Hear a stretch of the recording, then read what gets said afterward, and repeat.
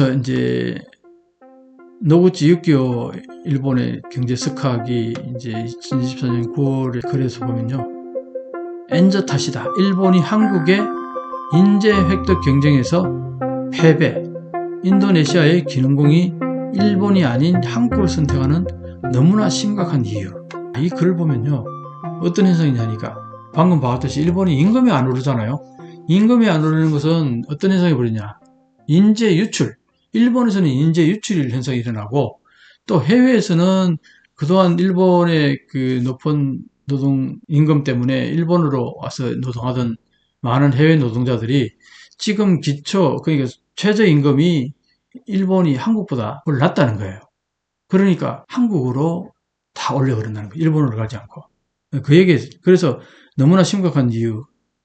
근데 사실 지금 현재 일본에서 그런 얘기가 자주 나옵니다. 그래서 해외에서 노동자들을 많이 끌어와야 되는데, 최저임금이 일본보다 한국이 훨씬 높으니까 한국으로 다 간다, 이 얘기예요. 그래서 이게 참 아주 구조적으로 너무나 심각하다, 이런 얘기를 합니다. 그래서 이제 일본의 지금 현재 그러면 최저임금이 어느 정도냐? 이거 보니까요, 도쿄가 1163엔, 가나가와가 1162엔. 이 가나가와는 우리로 치면 경기도 정도입니다. 오사카, 부산 비교할 수 있겠죠. 1114엔. 그 외에 보면은 이제 지방들, 이게 이와테, 뭐 고치, 뭐 구마모토, 미야자키, 오키나와, 아키타. 이거 보면 전부 950엔대예요. 950엔. 지방은 다 950엔대입니다. 자, 한국이 10,000원이잖아요. 그러면 어때요? 지금 환율로 치면은 우리가 한 1200엔 정도 되는 거예요. 최저임금이. 그러니까 해외 노동자들이 일본으로 가겠어요? 한국으로 올려버리죠.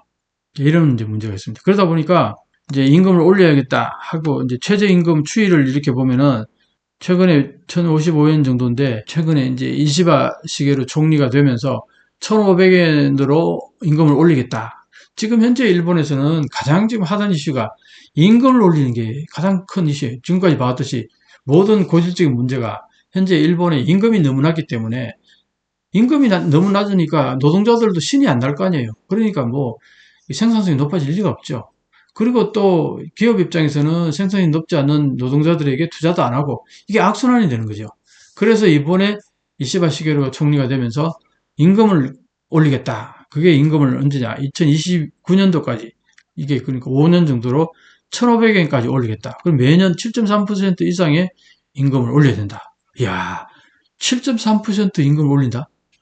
원래 5.28% 올렸는데, 그것도 엄청나게 많이 올린 거라고 대기업들이 생색내고 그러는데, 7.3%, 매년 7.3% 올릴 수 있을까요? 어쨌든 현재 일본의 이시바 내각이 이렇게 이제 주장을 하는데, 최근에 일본에서 중요한 선거 있었잖아요. 그때 각 당이 내건 게 이겁니다. 임금에 대해서. 자민당이 2020년대, 아까 2029년까지 1,500엔이라고 했죠. 입헌민주당이 조기에 1,500엔을 올려야 한다. 유신 공약에서는 이 임금에 대한 얘기는 없었다는 거예요, 유신이. 공명당은 5년 이내에 1,500엔을 올려야 한다. 공산당은 전국 일률적으로 1,500엔으로 책정해야 된다. 국민당은 전국 어디에도 1,150엔이라. 이게 이제 도쿄 수준으로 올려야 된다, 이 얘기 같은데, 레이와 신선구민은 전국 일률적으로 1,500엔, 사민당도 전국 일률적으로 1,500엔, 다 1,500엔이 맞네요. 그죠? 이게 이제 대충 일본의 이제 하나의 컨센서스 형성이 됐다, 이런 얘기입니다. 1,500엔으로. 자, 그런데 최근에요, 130만 엔의 벽이라는 게, 이게 최근에 화두가 됐어요, 일본에서.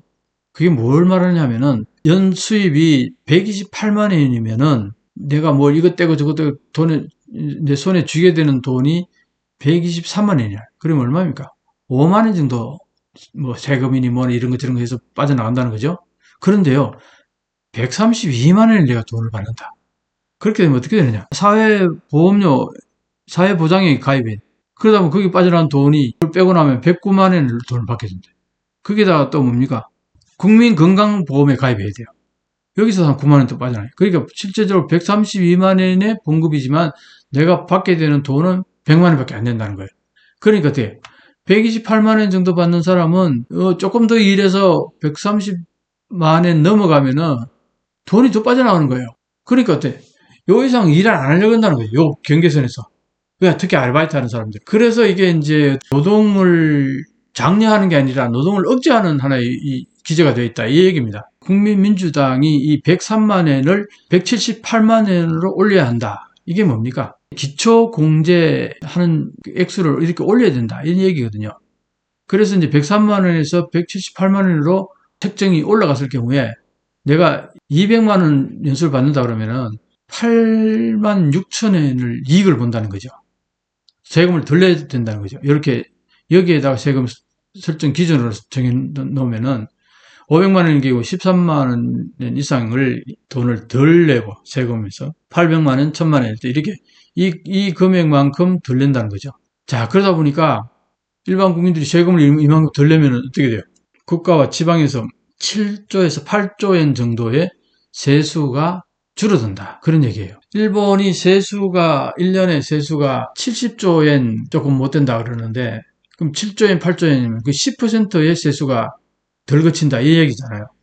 그럼 얼마입니까? 2, 3조엔. 그러니까 이제 7, 8조엔 정도가 이제 줄어들게 되면은 굉장히 큰 액수잖아요. 그러다 보니까 특히 이 지방 세수가 줄어든다 해서 지방에서 반발이 굉장히 심합니다. 여기 이제 비과세 기준 변경을 어떻게 하냐. 이 기초 공제 액수를 123만 원을 설정하자. 지금은 기초 공제 액수가 48만 원으로 되어 있는데 이걸 이렇게 올리자. 이게 이제 뭐냐 하니까 아까 이 그래프를 봤잖아요.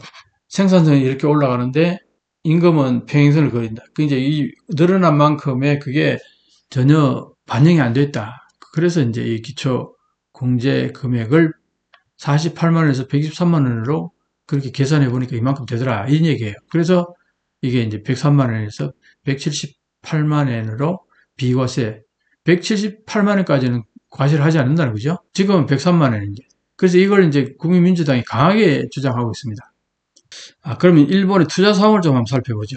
이 그래프도 제가 유튜브에 나와서 여러 번 설명을 했는데 너무나 중요한 그래프에서 꼭 다시 또 한번 설명을 드리는데 2000년을 이제 100으로 잡았을 때에 대외 직접 투자 잔고, 민간 기업 설비 여기서 보면은 민간 기업 설비가 2000년에서 2022년도까지 100에서 118, 18%밖에 안 늘어났어요. 22년 동안.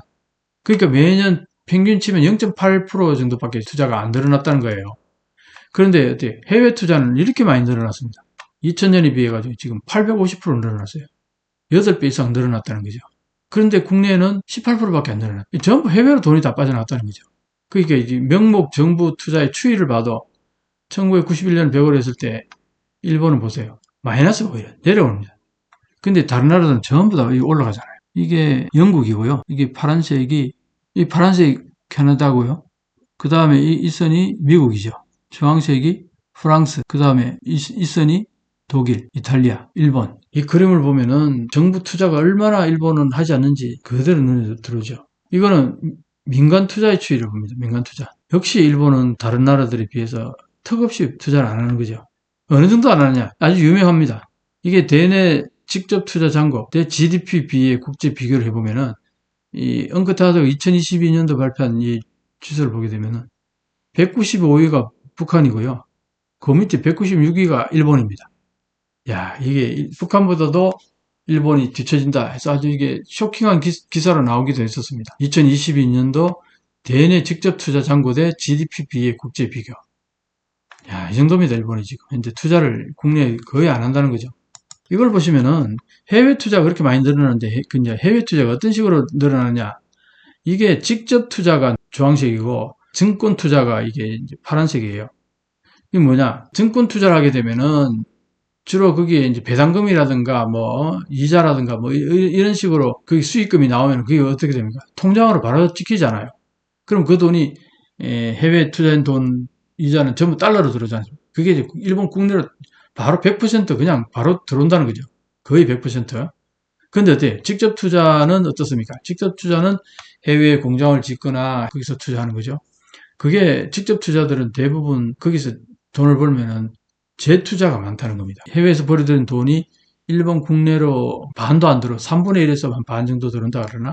뭐 그 정도밖에 안 들어온다는 겁니다. 투자 신탁의 주식 매매, 또 어떠냐면, 일본 주식보다는 해외 투자 주식을 더 많이 해요. 그러니까 이건 일본 투자, 이건 해외 주식 투자인데 이게 언제냐? 2020년부터 이렇게 급격히 이렇게 갈라지네요. 이거는 왜겠어요? 일본 엔저도 영향을 미쳤을 거라고 봅니다. 달러로 벌게 되면 환율 차익 내게 되니까 해외 투자를 많이 하는 거겠죠.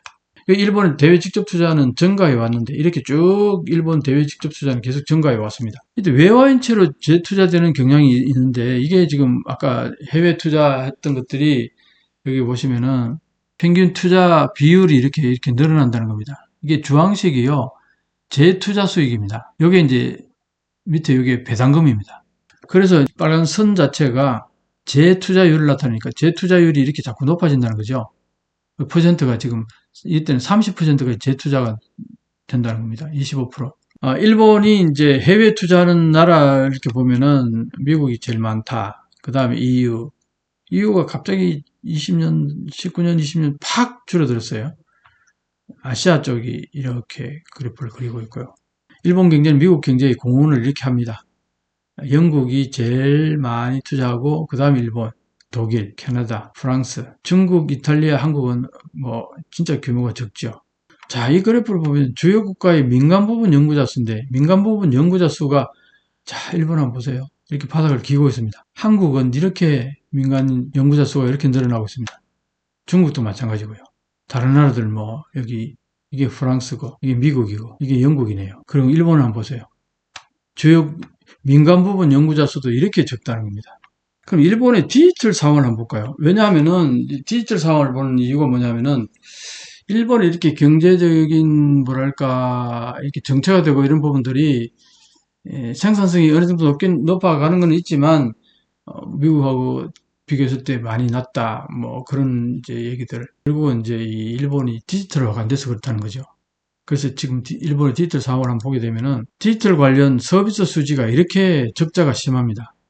자, 이 적자 내용을 보게 되면은 저작권 등 사용료 요게 컴퓨터 사용료, 전문 경영 컨설팅 서비스 이게 결국 뭐냐? 일본이 디지털화로 가려다 보니까 미국의 구글이라든가 아마존, 뭐 마이크로소프트, 페이스북 뭐 이런 데다 이제 클라우드 사용료라든가 그런 것들을 이제 컨설팅을 받고 뭐 이런 거기에 들어가는 돈이 굉장히 이제 많다는 거죠. 이 그래프도 2020년도 일본 경상 수지를 딱 보면은 1조 넘게 정상 흑자가 났지만 제1차 소득 수지에서 35조 엔이라는 거죠. 이게 뭡니까? 해외 투자에서 벌어들인 돈이 35조 엔이라는 거죠. 그러니까 해외에서 그렇게 많이 벌어들였는데도 불구하고 경상수지가 11조밖에 안 된다는 거는 그만큼 24조 엔 정도 되는 돈이 적자가 났다는 거예요. 그게 어디서 무역 수지에서 이만큼 적자가 났고 서비스 수지에서 이만큼 적자가 났고 제2차 소득 수지 적자가 났죠. 이거 다 합하면은 24조 정도 되겠죠. 그런데 여기서 중요한 게 이제 무역 수지가 이렇게 적자가 나는 것은 연료 가격이 상승해가지고 그러니까 에너지 가격이 상승하는 바람에 수입 물가가 높아지면서 이제 적자가 났다는 겁니다. 근데 여기서 중요한 게 서비스 수지인데 여기에서 서비스 수지 중에서 디지털 적자가 4.7조 엔이라는 겁니다.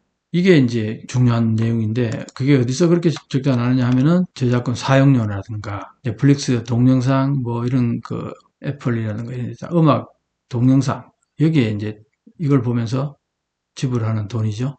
그 다음에 여기에서는 통신 컴퓨터 정보 서비스 이것도 클라우드 이제 이런 것들 사용료가 이렇게 난다는 거고 그 다음에 뭐 인터넷 광고라든가 또 디지털로 하기 위해서 전문인들 컨설팅 이런 것들이 또 이만큼 줄어든다는 거죠. 있은 만큼 이렇게 전부 그러니까 마이너스로 지금 다 향하고 있잖아요. 디지털 적자가 5년간 약 2배로 늘어났는데 이 액수가 2030년 정도 되면은 일본이 해외로부터 그 수입해드리는 에너지 수입 금액 그게 필적한다는 겁니다. 어마어마한 액수입니다.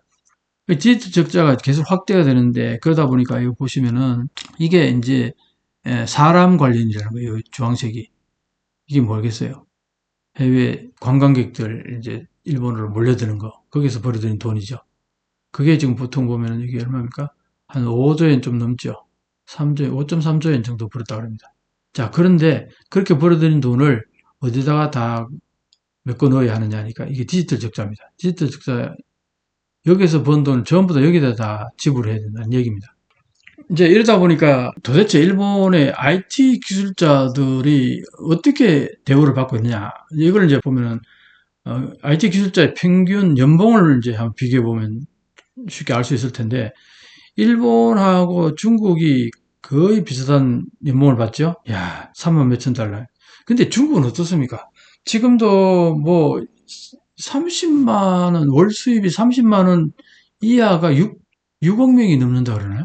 뭐 그런 이제 중국하고 이 IT 기술자의 봉급이 같다는 게 이게 참 놀랍지 않습니까? 여기 보면 스위스, 미국, 이스라엘, 덴마크, 파나마, 독일, 룩셈부르크, 캐나다, 노르웨이, 오스트리아 이렇게 다들 이게 연봉이 이렇게 높은데 일본이 이렇게 낮단 말이에요. 중국하고 비슷하다. 뭐 인도도 굉장히 낮습니다만. 그러니까 일본의 소위 말해서 인재들, IT 기술자들은 일본 기업에 취직하는 것보다는 이 외국 자본이 들어와서 세운 회사에 주로 취직을 하려고 한다는 거죠. 이게 결국 이제 인재 유출이라는 겁니다. 그래서 일본은 이 지금 가장 심각한 거는 이 연봉이 낮다는 거예요. 이게 여기에서 악순환이 되는 겁니다. 왜? 나름대로 기술 있고 부가가치를 높일 만한 기술자들이 다 해외로 빠져나가거나 아니면 해외 기업들 이쪽으로 다 빠져나간다 이런 얘기죠. 이 각국의 IT 투자 수준을 보게 되면 이게 일본이, 이게 독일이고요. 이게 스웨덴이고 미국입니다. 이렇게 차이가 나죠. 그리고 일본과 세계 컨텐츠 시장 규모 추이를 이렇게 보게 되면 세계 규모는 이렇게 계속 팽창해 나갑니다. 이렇게 늘어납니다. 그런데 일본의 규모는 거의 변화가 없죠. 이거는 세계 각국의 캐시리스 비율인데 현금 사용하지 않는 비율. 현금 사용하지 않는 비율이 32.5%, 일본이. 한국은 거의 현금을 쓰지 않는다는 거죠. 93.6%가 뭐 캐시카드를 쓰거나 카카오페이라든가 네이버 페이라든가 뭐 이런 쪽으로 해서 현금을 다루는 게 별로 없다 이 얘기고, 일본은 여전히 60%가 넘는 사람들이 현금을 가지고 다룬다, 거래한다 이 얘기입니다.